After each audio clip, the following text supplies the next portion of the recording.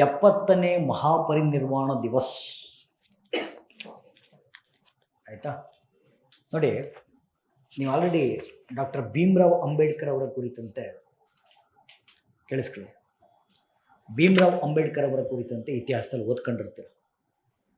ಅಂಬೇಡ್ಕರ್ ಬಗ್ಗೆ ಮಾತಾಡೋದಕ್ಕೆ ಒಂದು ತಾಸು ಬೇಕು ಆ್ಯಕ್ಚುಲಿ, ಬಟ್ ಅದನ್ನು ಜಸ್ಟ್ ಒಂದು 2 to 3 ಮಿನಿಟ್ಸಲ್ಲಿ ನಾನು ಪ್ರಿಸೈಸಾಗಿ ಹೇಳ್ಬಿಡ್ತೀನಿ.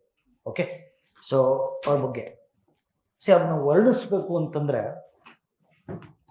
ಡಾಕ್ಟರ್ ಬಿ ಆರ್ ಅಂಬೇಡ್ಕರ್ ಅವರು, ಭೀಮರಾವ್ ಅಂಬೇಡ್ಕರ್ ಸರ್, ಒಬ್ಬ ವ್ಯಕ್ತಿ ಏನೇನೆಲ್ಲ ಅಚೀವ್ ಮಾಡ್ಬೋದು ಅನ್ನೋದಕ್ಕೆ ಅತ್ಯುತ್ತಮ ನಿದರ್ಶನ.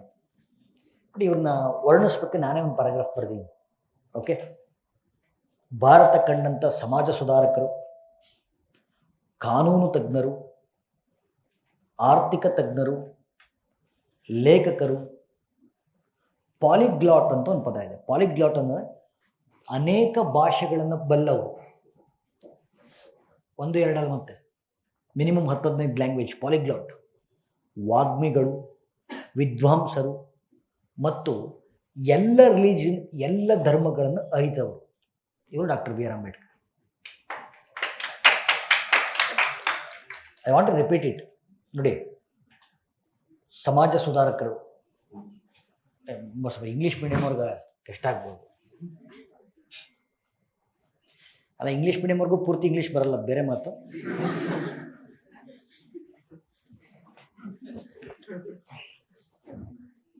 ಸಮಾಜ ಸುಧಾರಕರು, ಕಾನೂನು ತಜ್ಞರು, ಆರ್ಥಿಕ ತಜ್ಞರು, ಲೇಖಕರು, ಬಹುಭಾಷಾ ಉಳ್ಳವರು. ಓಕೆ, ಪಾಲಿಗ್ಲಾಟ್ ವಾಗ್ಮಿಗಳು, ವಿದ್ವಾಂಸರು ಮತ್ತು ಅನೇಕ ಧರ್ಮಗಳನ್ನು ಅರಿತವರು doctor B R Ambedkar sir. ಅವರ ಒಂದು, ನಾನು ಆಬ್ವಿಯಸ್ಲಿ ಅವ್ರ ಬಗ್ಗೆ ಪೂರ್ತಿ ನಾನು ಮಾತಾಡೋಕ್ಕಾಗಲ್ಲ, ಅವ್ರ ಬಗ್ಗೆ ಒಂದಷ್ಟು ಫ್ಯಾಕ್ಟ್ಸ್ ಹೇಳ್ಬಿಡ್ತೀನಿ. ಫ್ಯಾಕ್ಟ್ಸ್ ನಿಮಗೆ ಎಕ್ಸಾಮಲ್ಲಿ ಅಪಿಯರ್ ಆಗಿರ್ತಕ್ಕಂಥ ಫ್ಯಾಕ್ಟ್ಸ್ಗಳು. ಭಾರತ ಕಂಡಂಥ ಸಂವಿಧಾನ ಶಿಲ್ಪಿ, ಫಾದರ್ ಆಫ್ ಇಂಡಿಯನ್ ಕಾನ್ಸ್ಟಿಟ್ಯೂಷನ್, ಸಂವಿಧಾನ ಶಿಲ್ಪಿ, ಸ್ವತಂತ್ರ ಭಾರತದ ಮೊಟ್ಟ ಮೊದಲ ಕಾನೂನು ತಜ್ಞರು, ಕಾನೂನು ಮಂತ್ರಿಗಳು.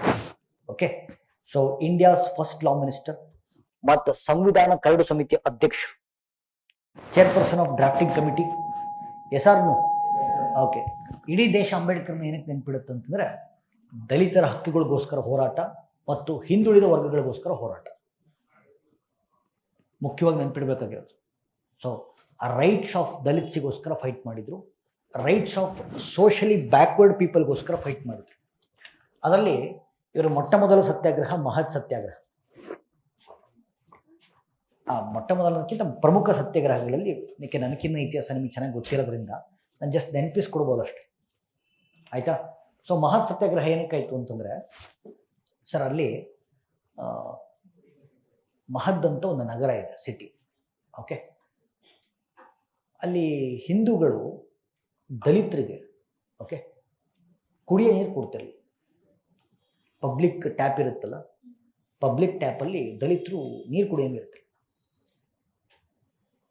ಆಯಿತಾ?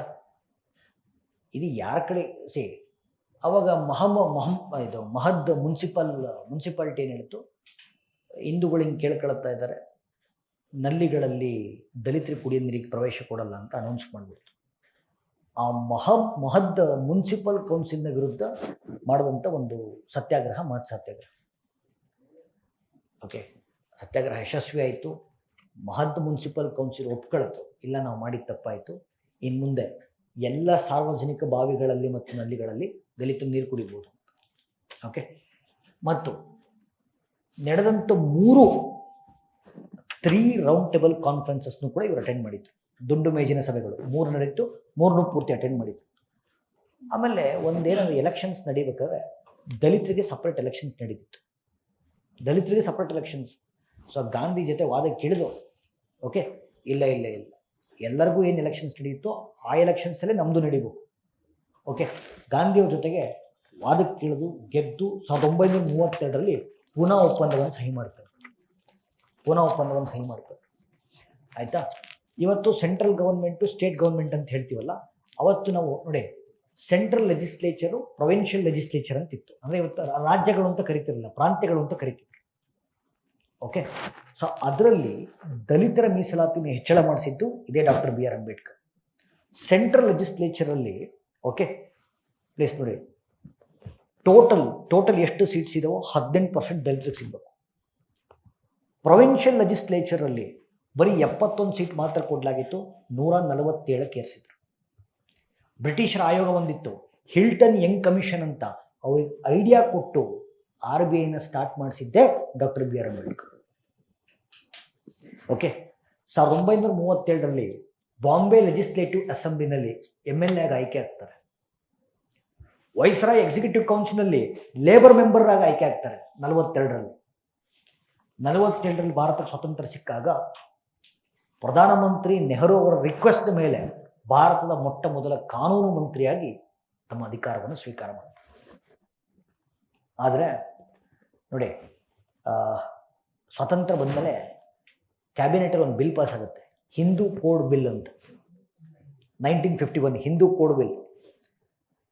ಇದವ್ರಿಗೆ ಇಷ್ಟ ಆಗಲ್ಲ, ಇದು ತರಬೇಡಿ, ದಲಿತರಿಗೆ ಶೋಷಣೆ ಆಗುತ್ತೆ ಅಂತ ಕೇಳಕ್ಕಂತ. ಸ್ಟಿಲ್ ಓಕೆ ಕ್ಯಾಬಿನೆಟ್ ಆ ಬಿಲ್ ಪಾಸ್ ಮಾಡುತ್ತೆ.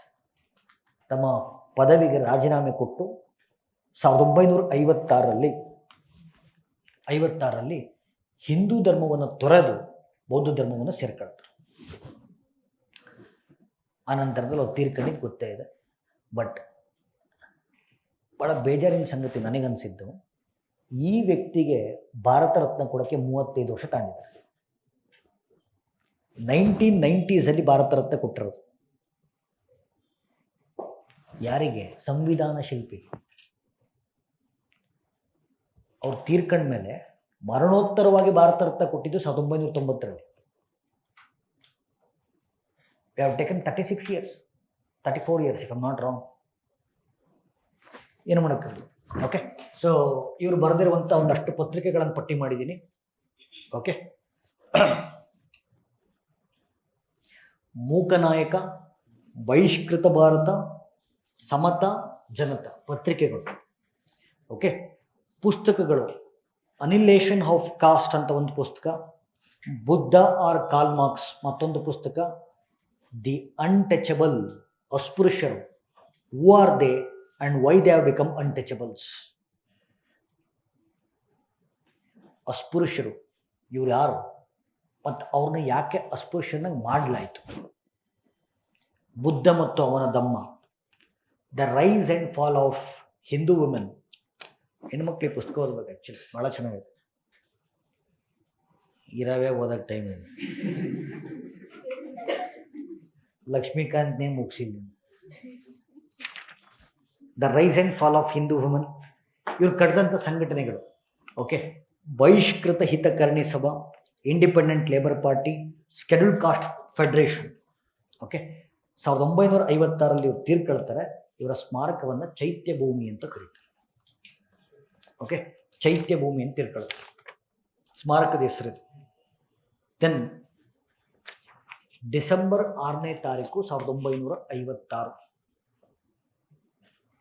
ಅವರು ದೇಹತ್ಯಾಗ ಮಾಡಿದ್ದು. ಈ ದಿನವನ್ನು ಭಾರತದಲ್ಲಿ ಮಹಾಪರಿನಿರ್ವಾಣ ದಿವಸ್ ಅಂತ ಕರೀತಾರೆ. ಅಂದರೆ ಅರ್ಥ, ಬುದ್ಧಿಸಮಲ್ಲಿ ಮಹಾಪರಿನಿರ್ವಾಣ ಅಂತಂದರೆ ನೀವು ಈ ದೇಹವನ್ನು ಬಿಟ್ಟು ಮೋಕ್ಷ ಸೇರೋದು ಅಂತ. So this is regarding doctor B R Ambedkar and Mahaparinirvana Diwas.